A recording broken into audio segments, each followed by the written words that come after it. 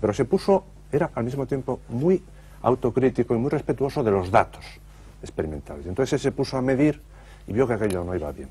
Entonces escribió otro libro cambiando completamente.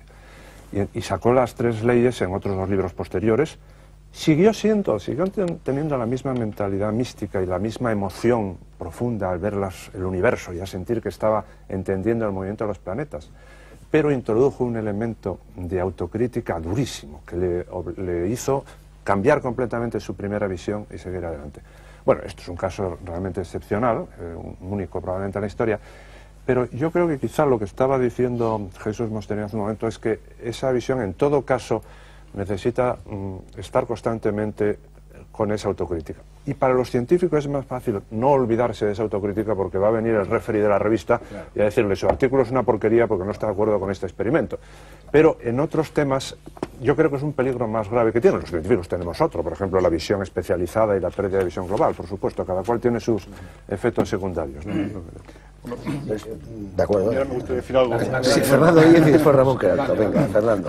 Yo voy a poner paz. Voy a intentarlo. Voy a intentarlo.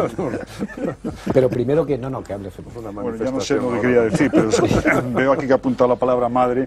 Eso me recuerda, como mencionó Jesús Mosterín. Yo pienso que la ciencia, que encontrar un enfrentamiento entre ciencia y metafísica me parece que es un error, porque al fin y al cabo si la ciencia reniega de la metafísica está renegando de su madre de alguna manera, ya que obviamente, que igual como dice Popper, históricamente toda ciencia ha nacido de la metafísica. Luego también se ha insistido en el tema de la ambigüedad del pensamiento místico o mágico. Pero aparte de lo que ha mencionado Fernando, que hay un paradigma universal, yo quisiera decir, cuando se opina así, es que realmente es que se desconoce bastante lo que es la mística hindú. Porque la mística hindú está tan analizada desde hace 25 siglos que tienen perfectamente detallado todos los estados de consciencia, a los cuales han accedido místico tras místico tras místico, en fin, entre el yo consciente y el yo superior, o entre el alma individual y el alma universal, hay 6 niveles perfectamente definidos. Y entonces, claro, hablar de cuando la mística luego puede tener mucha rigurosidad. Claro, tú siempre que hablas de mística sacas ejemplos, pues eso, de principios esotéricos, pero no es así. Por otro lado, también me admira la convicción que tienes con que ahí hay un vaso. Porque yo, desde luego, no tengo esa convicción, porque si mis ojos tuvieran el poder de un microscopio, yo no vería, los límites los pondría en otro sitio muy diferente.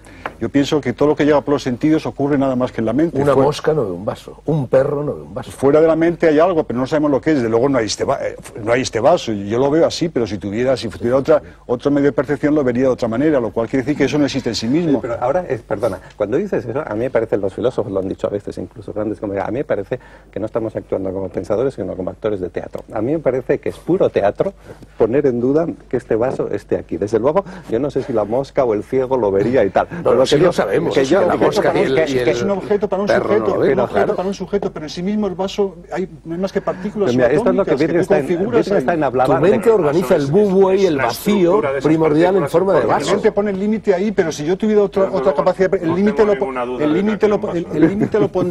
mi conocimiento con otros medios de percepción lo pondría en otro sitio muy diferente. A ver, Ramón Queralto, que quería traer paz, lo que opina del vaso. ¿Existe o no existe el vaso, Ramón? No sé si podré introducirlo al final porque es un elemento nuevo que acaba de llegar. No, a mí, pero hay una cosa que sí me interesa, de la que sí me interesa partir y que normalmente no se le echa mucha cuenta. Y es lo que ha dicho Fernando, de que efectivamente los testimonios que tenemos de los místicos de cualquier tipo de religión son idénticos. Al final uno dice, bueno, esto es lo mismo, lo que están diciendo uno y otro, con un lenguaje un poco distinto, pero es. Ahora, entonces, ese conocimiento, vamos a decirle, es conocimiento universal, perfectamente de acuerdo. Ahora, lo que lo diferencia del conocimiento científico, que no tiene además por qué serlo, porque es que ni el objeto del místico, ni la finalidad del místico pretende los objetos y la finalidad del científico. Sí, es el conocimiento de la esencia del universo, si lo persigue, la búsqueda es la misma. Bueno, pero es que esa esencia del universo se puede ver de distintas maneras, son como un icosaedro que tiene muchas caras, todos captan. Pero Ramón, hay una esencia en el fondo de toda la estoy seguro que los dos, bueno, yo por lo menos no entiendo mucho de mística, pero yo he leído a Santa Teresa de Jesús y yo he leído a Sankara. He leído bastante a Sankara. Y entonces, a mí me deja muy perplejo oír que Santa Teresa de Jesús y Sankara dicen lo mismo. Yo encuentro que lo que dicen está tan a años luz de distancia O sea, que los elementos, digamos, personales y afectivos tal que hay en Santa Teresa son tan distintos de los elementos que van a sacar, que decir que todas las místicas son lo mismo. Bueno, Santa Teresa tiene que revestirse en defensa propia de una terminología cristiana, pero claro, si le quitas ese caparazón... Lo que estamos diciendo, y yo eso lo he oído y yo creo que lo he comprobado honestamente, es que al final, el mensaje final, lo último, es el mismo es siempre. Muy parecido, por lo menos, o tiene mucha hermandad, o sea, suena mucho el uno al otro. Ahora, lo que lo diferencia de la ciencia es, yo creo que es lo siguiente. Ese conocimiento, vamos a llamarlo universal, con todas las comillas que lógicamente tú y yo le queramos poner, ¿no? Ese conocimiento universal es experimentable y utilizable por todos en sus efectos, en sus aplicaciones. Bueno, por todas las personas que hayan alcanzado un determinado grado, un determinado nivel mental, pero eso también vale para la ciencia. La ciencia no son asequibles a un analfabeto. Esa es la diferencia, esa es la diferencia, que por lo que sea, por la etapa histórica en la que estamos, la ciencia es utilizable de una manera mucho más general, mucho más colectiva, porque todo el mundo se sube al autobús, todo el mundo viene en un tren, todo el mundo puede darle a una llave de luces, etcétera. Pero aquellos que no han llegado a ese estado intermedio, uno de los 6 estados... Sí, pero no todo el mundo sabe lo que se dijo en Copenhague, y por lo tanto, cuando tú hablas de eso, tienes que explicarlo otras cosas, ¿no? Pero sí me concederás que en sus efectos generales, el conocimiento científico sí abarca más, o sea, abarca más usuarios, si se quiere. Y entonces yo creo que esa es la gran...